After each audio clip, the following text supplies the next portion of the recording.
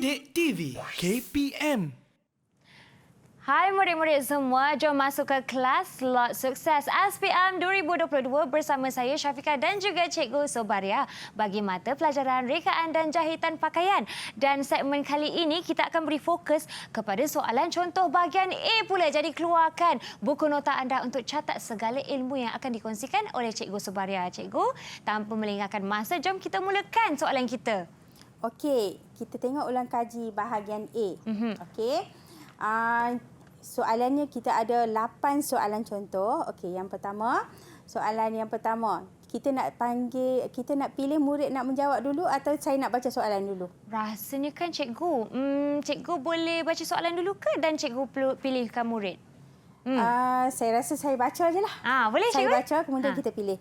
Okey, Setuju. yang pertama, soalannya padankan definisi bagi peniaga, perniagaan, usahawan dan keusahawanan di bawah dengan betul pada ruang jawapan. Okey, pernyataan definisi telah diberikan. Kemudian di sini ada ruang jawapan. Mesti jawab di ruang jawapan. Okey.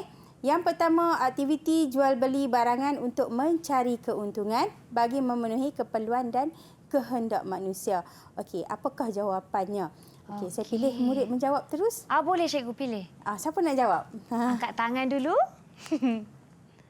Okey, Huda. Silakan. Jawapan yang pertama ialah perniagaan. Perniagaan. Betul. Okey. Yang hebat. kedua, satu proses perwujudan dan pengembangan perniagaan secara berterusan yang menyumbang kepada proses pembangunan ekonomi sesebuah negara. Okey, jawapannya Siapa nak jawab? cepat-cepat. Okey. Okey, Ain Natasha. Jawapan nombor 2 ialah keusahawanan. Keusahawanan. Okey, betul. Betul. Okey. Yang ketiga, individu yang melakukan aktiviti jual beli atau mengendalikan sesebuah perniagaan miliknya sendiri dengan tujuan untuk mendapatkan keuntungan. Okey, yang ketiga, okey, syuhada. Jawapan nombor 3 ialah peniaga. Peniaga, individu ya. Individu ialah peniaga. Kemudian seseorang yang meneroka sesebuah perniagaan, memaju dan membangunkan perniagaan tersebut serta mengambil risiko pelaburan perniagaan yang diceburi. Okey. Ini siapa nak jawab? Okey, yang terakhir. Siapa yang paling boleh senang jawab? ni. Okey, Wan Alisa akan menjawab. Jawapan yang terakhir ialah usahawan.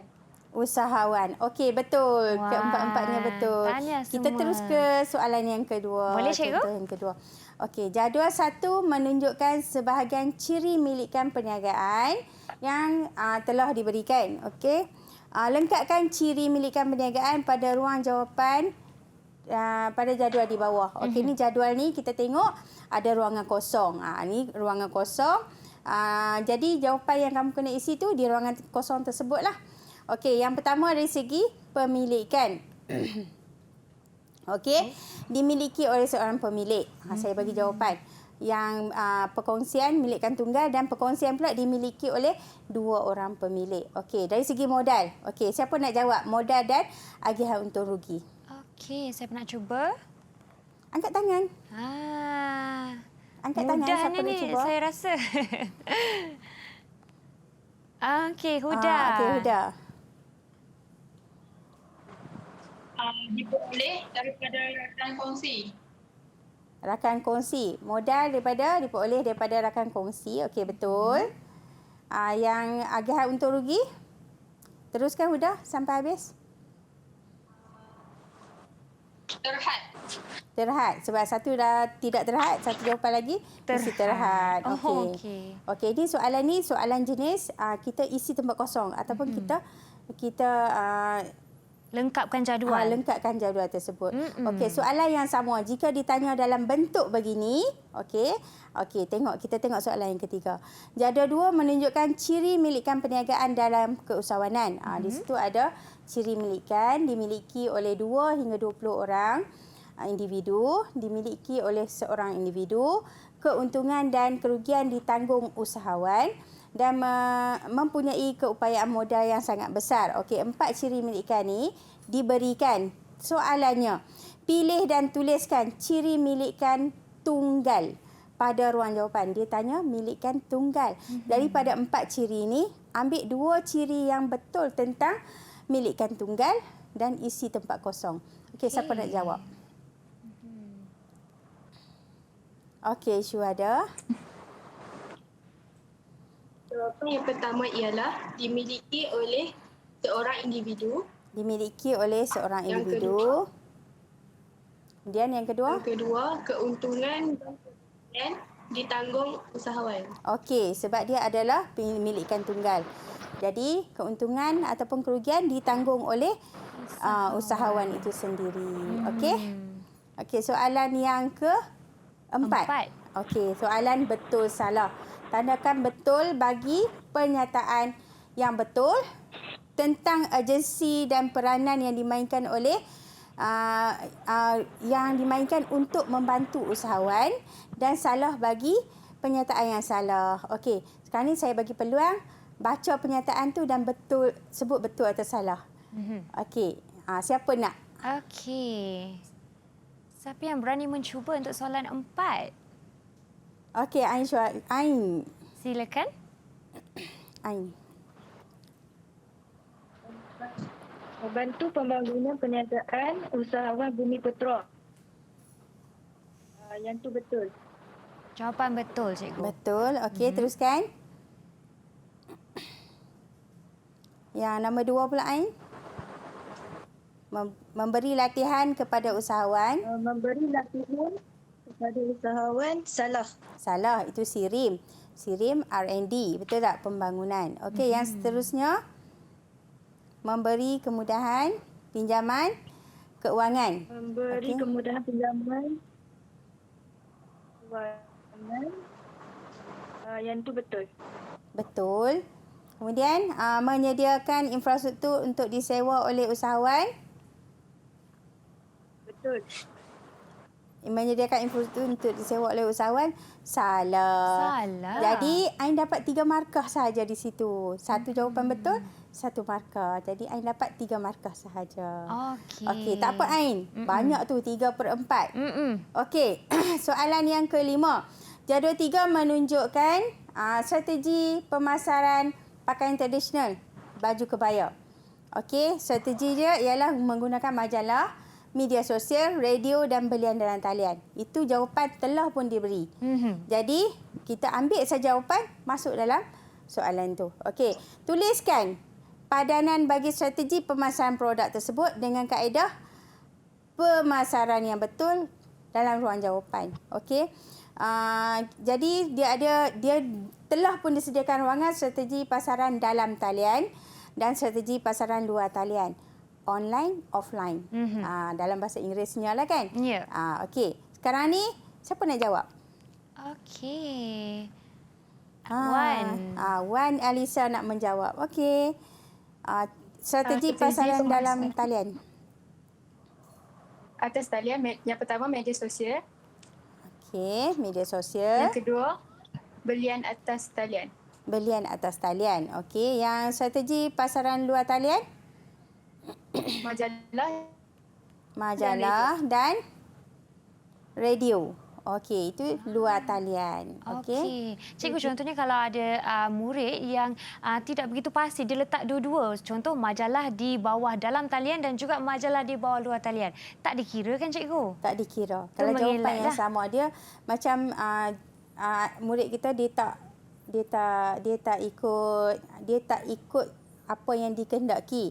Jadi kalau dia letak semua jawapan majalah di situ, satu pun tak betul. Jadi dia ambil semua jawapan letak tempat yang sama. Baiklah, cikgu. Okey. Tengok soalan contoh yang ke-6.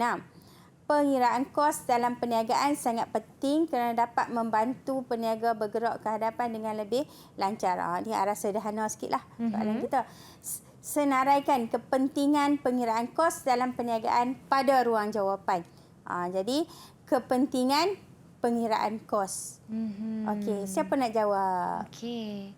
Bezanya kat sini tak ada jawapan tersedia di situ. Ya, kita kena supply kan. Kita kena fikir Berfikir. jawapan dan masukkan. Okey, Okey. Cikgu Huda nak Huda menjawab. mengangkat tangan. Okey, Huda. Jawapan yang pertama ialah kawalan kos. Yang kedua, membuat keputusan. Yang ketiga, membuat perancangan. Dan yang terakhir ialah menentukan anggaran harga. Okey. Okey, keempat-empat jawapan tu betul. 4 markah bagi Huda. Okey, betul. 4 markah bagi Huda. Okey, soalan yang berikutnya. Soalan nombor 7. Ni nak mengingat semula formula. Okey, tuliskan formula pengiraan kos pengeluaran pada ruang jawapan. Dia nak suruh kita tulis formula Formula je. sahaja. Dia tak suruh kira pun. Dah Okey. 3 markah Dah banyak 3 tu. markah. 1 ruangan, 1 markah. Okey, siapa nak jawab? Okey. Okey. Oh, dua-dua orang angkat tangan. Shu lah jawab. Yang ni kena ingat jangan tengok buku Okey, Shu. Kos bahan tambah dengan kos upah. Kos tambah bahan kos sampingan. tambah kos upah tambah Kos upah. kos sampingan. 1 jawapan betul, 1 markah. 3 markah. Tapi kalau salah satu dia salah, saya rasa tak dapat markah. Langsung. Sebab kalau dah salah satu, jawapan terakhir tak betul lah kan cikgu? Ya, betul. Okey, selalunya murid akan betul. Okey. Okey. Okey, soalan ni bahagian A. Ni soalan kita yang terakhir. Kita ambil masa sikitlah sebab murid perlu mengira. Okey, sekarang ni ada bawa kalkulator. Ada murid saya ada bawa kalkulator. Okey. Okey, sekarang ni kirakan kos bahan menjahit pakaian kanak-kanak berikut.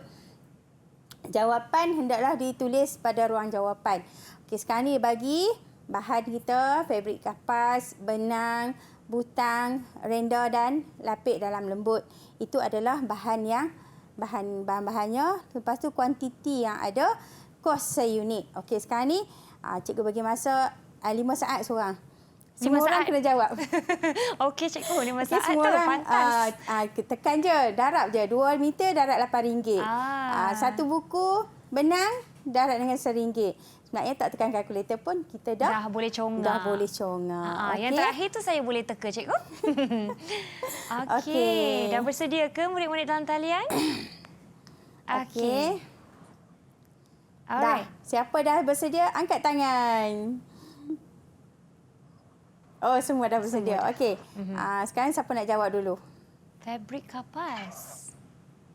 Okey, siapa nak jawab dulu?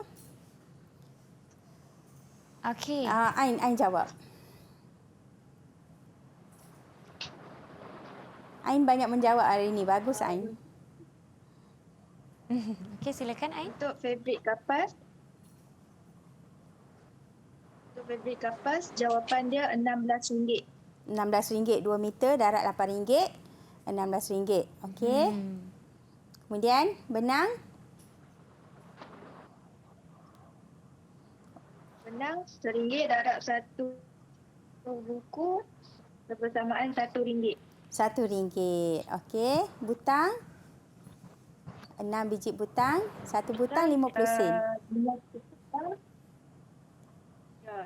Semua di darat dapat RM3. RM3. Okey. Kemudian renda. Renda dapat RM7.50. RM7.50. 1.5 darab RM5. Kemudian lapik dalam lembut. Tak payah kira dah. Memang Dalam lembut dapat RM3. RM3. Tak payah kira kan? Satu Ya. kan? Okey. Jadi soalan ni 1 jawapan betul, 1 markah. Okey. Mudah tak? Mudah sangat cikgu. Mudah sangat. Kalau ikutkan kat sini kan cikgu saya perhati kuantiti dan juga kos unit jumlahnya perlu dalam unit RM kan cikgu? Ya, betul. Sebab harga dalam RM. Okey, baiklah cikgu. Kita ada lagi nak mengulang kaji selepas ini bagi soalan contoh bahagian B. Tapi kita akan berehat terlebih dahulu cikgu. Dan kembali selepas ini di rancangan Sukses SPM 2022. Didik TV KPM